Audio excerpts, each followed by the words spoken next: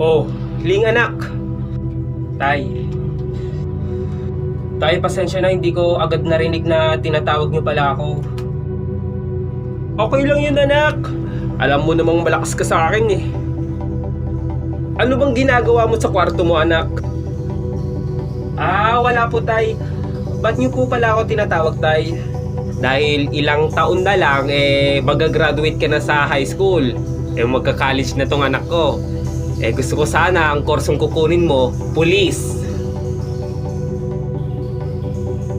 Oh, anak. Pulis po? Oo anak, gusto ko maging pulis ka. O sige, kung ayaw mong maging pulis, sundalo na lang o kaya boksingero.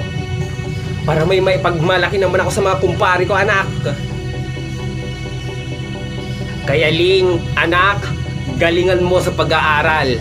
Magtatrabaho kami ng nanay mo para matupad yung pagiging pulis, sundalo o kaya boksingero, ha?